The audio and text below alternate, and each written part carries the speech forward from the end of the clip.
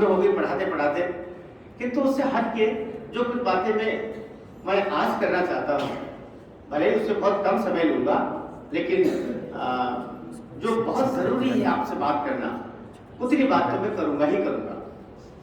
कुछ कवि हूँ और दुनिया के कई देशों में माँ सरस्वती ने मुझे भिजवाया है अपनी कविताएं सुनाने के लिए और माँ की आराधना करने के लिए। कुछ बातें अवश्य उस संदर्भ में हो सकती है, किंतु फिर भी अपने समय में से आधा हिस्सा तो मैं कम कर लेता हूँ, क्योंकि 1 घंटे का समय इस औपचारिकता में और विभिन्न कामों में हो गया, लेकिन आधा घंटा उधर आगे बढ़ जाएगा। मैं सम्मान के चलता हूँ, मेरे बाद में बाबा जी आएंगे फिर बात करेंगे। किंतु अभी हम कुछ चौपाइयां मैं आपके साथ में गुनगुना चाहता हूँ, और वे इसलिए भी मुझे मोबाइल दे दीजिए, इसलिए भी कि केवल बातों से काम न चलेगा।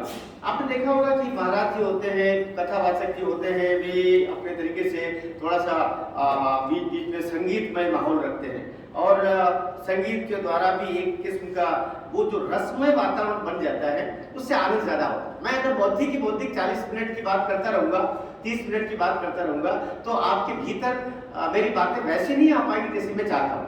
तो प्रभु स्मरण का भी काम हो जाए, और जो बात उसके बाद में उनको लेकर के मैं खटकती हुई कुछ कहना चाहता हूँ।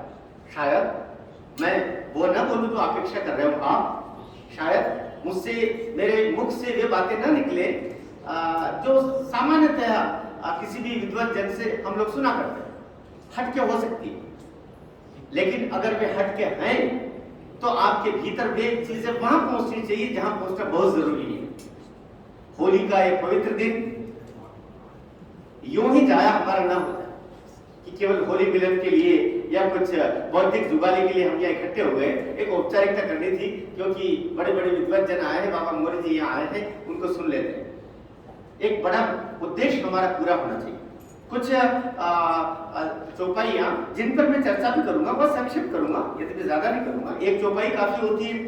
एक चौपाई पर कहते हैं कि पूरा एक ग्रंथ लिखा जा सकता है, तो इतना ना करते हुए संक्षिप्त किंतु आपके काम की बहुत जरूरी बातें, ये जो 1/3 खंड आपका बैठा हुआ है, मैं उसको संबोधित करना चाहूंगा। ये जो बालिकाएं बैठी हैं, ये जो हमारी बेटियां बैठी हैं, इनसे मैं बात करना चाहूंगा। यद्यपि ये उस रूप में जिसकी मैं अपेक्षा करता हूं वही रूप है, किंतु इनके माध्यम से ये बातें उन तक पहुंचे जिन तक पहुंचना बहुत जरूरी है। कुछ शुरुआत करते हैं। मंगल भवन अमंगल हारी, भवुस दशरथ अजर बिहारी, राम सिया राम सिया राम जय राम, राम सिया राम सिया राम जय राम। निज दुख गिरि सम रज करि जाना, मित्रक दुख रज मेरु समाना, राम सिया राम जय जय राम, राम सिया राम जय जय राम।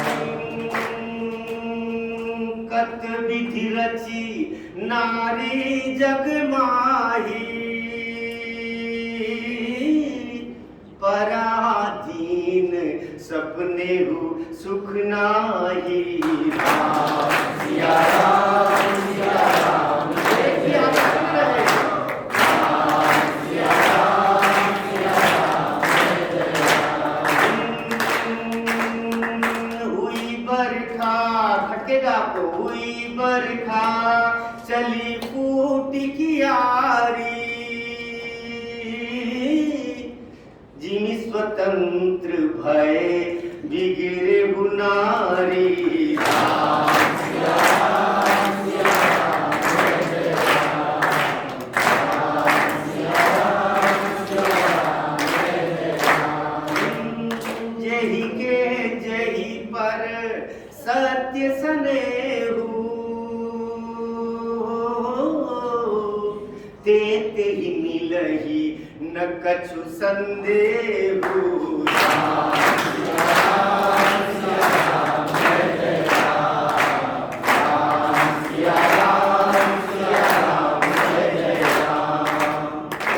हम बात करें पहले राम से, क्योंकि हम राम के समग्र जीवन से तो एक अंश हम चुरा करके, एक अंश ले करके, एक अंश अपने जीवन में समाहित करके इतना कुछ कर सकते हैं कि हमारा जीवन सार्थक हो जाए।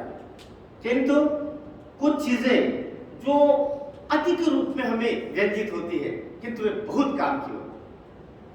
अपने बचपन के साथी को सामान्यतः, अब हम लोग तो उस 60-65 की वय के हैं, उम्र के हैं, तो बचपन बहुत याद आता है और बचपन का प्रेम भी बहुत याद आता है। एक गीत आया था ना, जो बचपन का प्रेम क्या वो बच्चा था कौन सा शुरू करते हैं। हाँ, गर्दन यहाँ पे बहुत चल रही, मुझे पता है।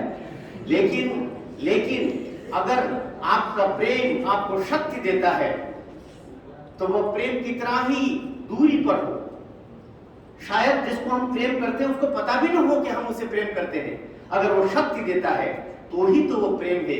वरना हम मन के इर्द गिर्द नहीं, हम तन के इर्द गिर्द ही घूम रहे हैं। और अगर हम मन के इर्द गिर्द घूम रहे हैं, मन की शाश्वतता को सार्थक मान करके, उसके अस्तित्व को प्रामाणिक मान करके घूम रहे हैं, तब तो सब कुछ सही होगा। जय के जय पर सत्य स्नेहु, ते ही मिल ही न कछु संदेहु। कहते हैं कि ईश्वर तो सपने में भी हम कुछ सोच लेते हैं तो उसकी भी पूर्ति करता है, लेकिन सपने में सोच करके चुपचाप बैठे रहने से काम नहीं चलता। कुछ तो उपक्रम हमको करते रहना पड़ेगा, खुद को बनाने के उपक्रम करना रहेगा, दूसरों को बनते हुए, दूसरों को सजते हुए, दूसरों को ऊंचाई पर चढ़ते हुए केवल तालियां बजाने से काम नहीं चलेगा। हमें उन पहाड़ियों को, हमें उन ऊंचाइयों को, हमें उन मार्गों को पार करना होगा जिन मार्गों पर जाकर के कोई यशस्वी होता है। अगर ऐसा कर जाते हैं तो हमारे जीवन में राम कहीं न कहीं समाहित हो रहे हैं।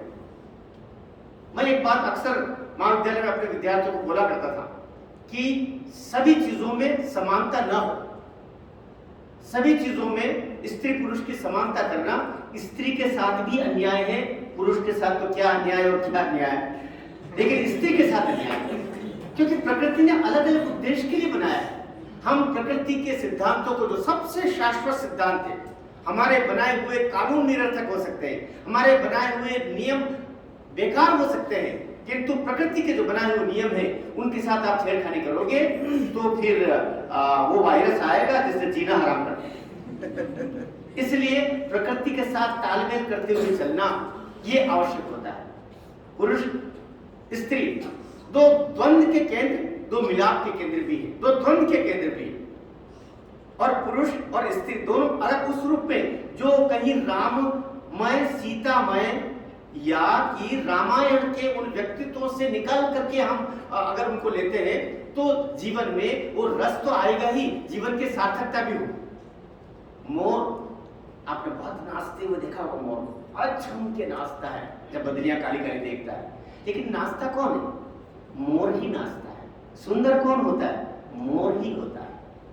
मोरनी जैसी बांडी होती, पीछे ना उसके पंख होते हैं ना, कुछ होते हैं, कुछ नहीं होता। मोरनी बदसूरत होती और वो जब नृत्य करता है उस नृत्य से मोहित होकर के मोरनी उसके पास जाती है। उस समय जब वो पहुंचती है तब मोर अपनी आंखों से अश्रु बहा रहा होता है। प्रकृति की कुछ अपने लिए शेर बहुत सुंदर होता है, शेर को देखते ही किसी का भी मन करता है कि उसके गले लग जाए, आवश्यक नहीं है साहब, मन करता है। क्या सुंदर होता है शेर, वो चित्र भी अच्छा लगता है, पर शेरनी वैसी नहीं होती। ठीक उलट पुरुषों के साथ में तो बहुत अन्याय किया है भगवान ने किया है, हम समझ सकते हैं इस बात को। पुरुष वैसा सुंदर नहीं बनाया, पुरुष को सुंदर बनाया है, वैसा सुंदर नहीं बनाया जैसा स्त्री को बनाया। तो प्रकृति के कुछ नियम होंगे। हमारा प्रसाद बोलता है, दया माया ममता लो आद मधुर मानो अगाध विश्वास, हमारा हृदय रत्न स्वच्छ तुम्हारे लिए खुला है पास। श्रद्धा कहती है मनुष्य उस समय सब कुछ तुम्हारे लिए है, लेकिन निर्माण तुमको करना पड़ेगा। इस ध्वंस को निर्माण में परिवर्तित करना पुरुष का काम है, वो पौरुष ही होता है। पुरुष का जो कार्य होता है कि वह आग में कूद जाए, पुरुष का कार्य होता है कि वह उन सब संसाधनों कि जुगत करके, इकट्ठा करके और अपने परिवार का पोषण करें। मैं पारंपरिक रूप से बात कर रहा हूं, केवल परंपरा से बात लेके आ रहा हूं, क्योंकि स्त्री अपना निवाला दूसरों को दे दे। मुंशी प्रेमचंद ने गोदान में एक बात कही है, मैं पूरे प्रेमचंद के साहित्य में से केवल एक लाइन निकालता हूं। प्रेमचंद बोलते गोदान में, स्त्री के लक्षण अगर पुरुष में आ गए तो वह साधु हो जाएगा। बहुत अच्छा लगता सुनने में, आगे सुनकर के सन्नाटा आ जाए। ये गोदान में कहते हैं स्त्री के लक्षण, स्त्री के लक्षण क्या? दया, स्नेह, ममता, क्योंकि उसे एक संसार पूरा वापस नया बसाना है, एक ईश्वर को जन्म देना है, उसके काम बहुत बड़े हैं। स्त्री के लक्षण अगर पुरुष में आ गए तो वह साधु हो जाएगा, और पुरुष के लक्षण अगर स्त्री में आ गए, क्षमा करना, आगे वो कहते हैं वह उल्टा हो जाएगा।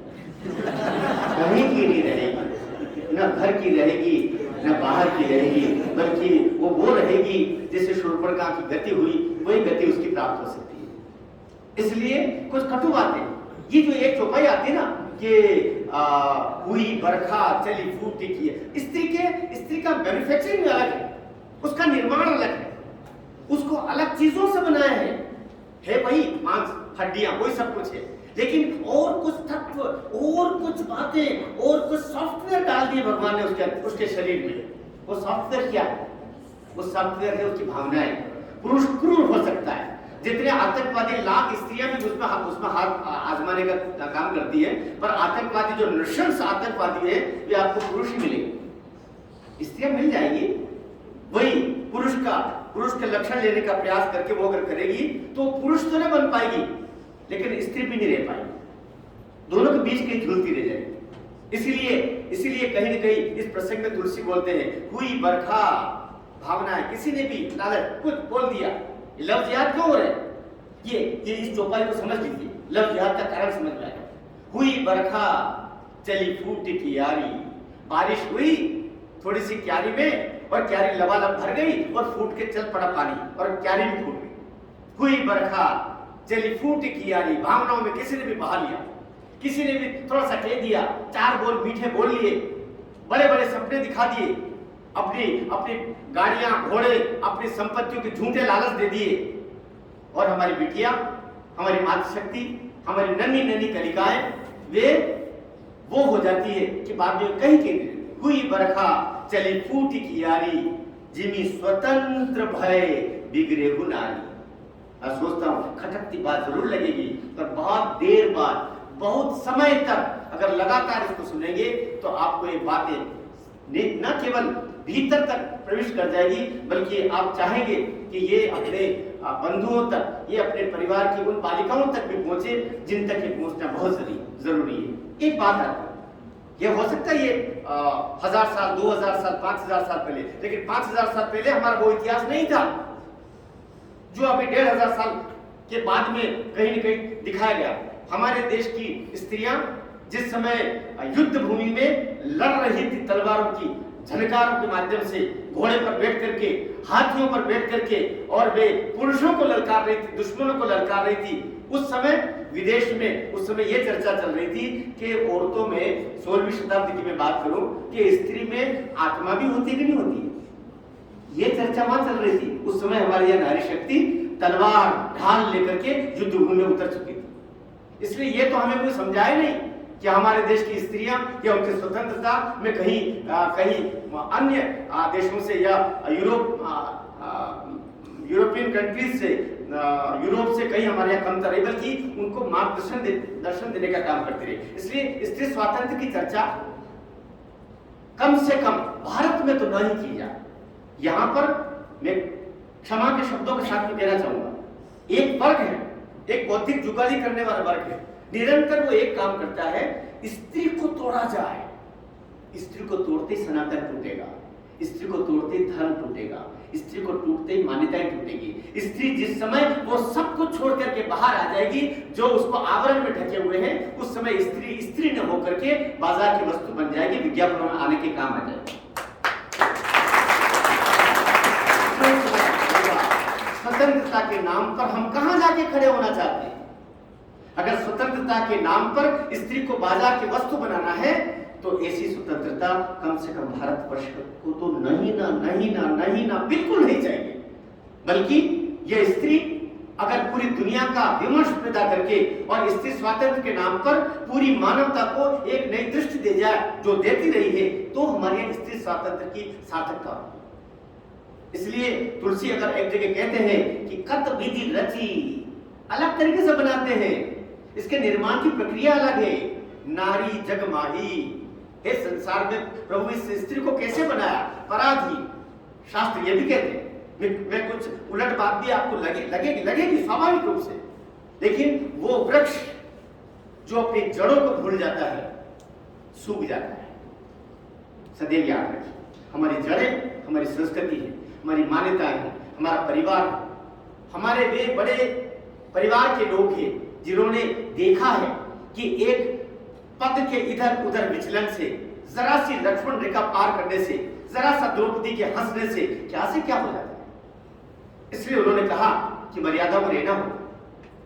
इसलिए मैं आपको यह नहीं कहूंगा कि स्वातंत्र के नाम पर कहीं कोई रुकावटें हैं, किंतु हमें निरंतर इस भाव को, इस बौद्धगम्यता को लेकर के चलना पड़ेगा कि हम आखिर हैं क्यों हमें ईश्वर ने स्त्री के रूप में दिया है, क्यों हमें पुरुष के रूप में दिया है। पुरुष का कर्तव्य बनता है कि वह अपना सर्वस्व समर्पण करके भी, सर्वस्व बलिदान करके भी स्त्री के मान की रक्षा करे।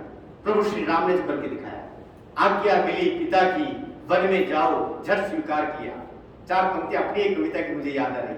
आज्ञा मिली पिता की, कौन बच्चा होंगे, अब भी होंगे। ऐसा नहीं है कि हमारे समाज में अब राम नहीं है, राम न होते तो आकाश नीचे गिर चुका होता है अब भी, लेकिन उनकी जो उपस्थिति है वह शून्य के आसपास है।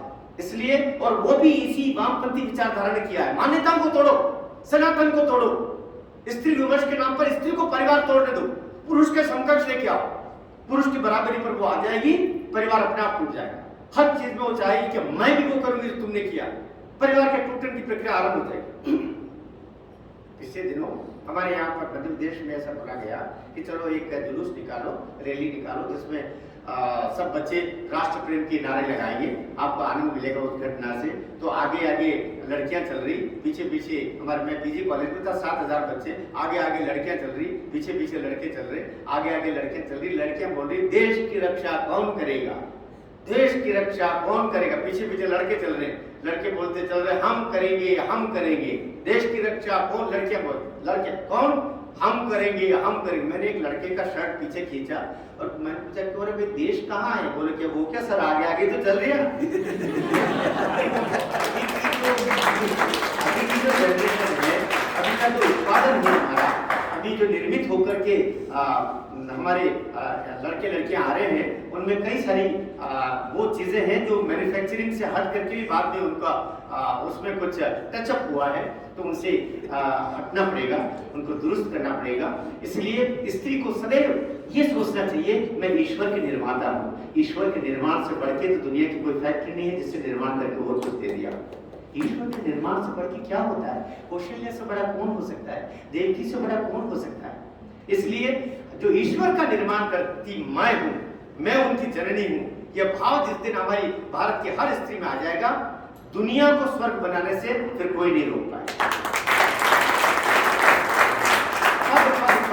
एक आखिरी का उदाहरण देकर अपनी बात को विराम लेता हूँ कि एक पिताजी हर बात में अपने लड़के को बोला करते थे, देख रामायण पढ़ाकर, देख रामचरितमानस पढ़ाकर, रामचरितमानस जी पढ़ा इसलिए तेरे साथ ऐसा हुआ, रामचरितमानस पढ़ाकर, रामचरितमानस जी पढ़ा इसलिए तेरे साथ ऐसा हुआ। हर बात में पिताजी लड़के को एक ही बात बोलते, रामचरितमानस पढ़ाकर, अगर रामचरितमानस पढ़ता तो ऐसा नहीं होता। लड़के की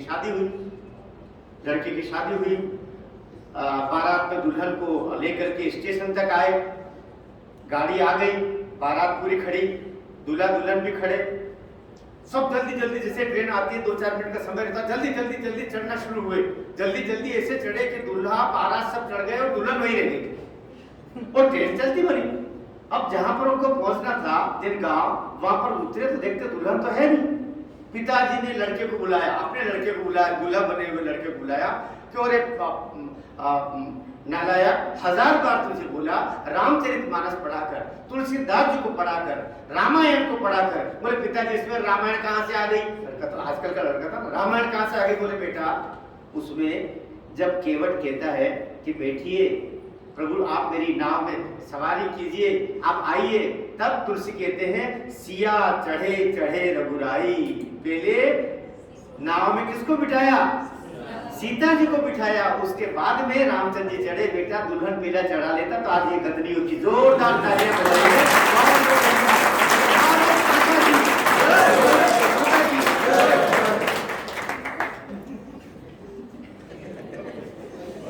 धन्यवाद आचार्य।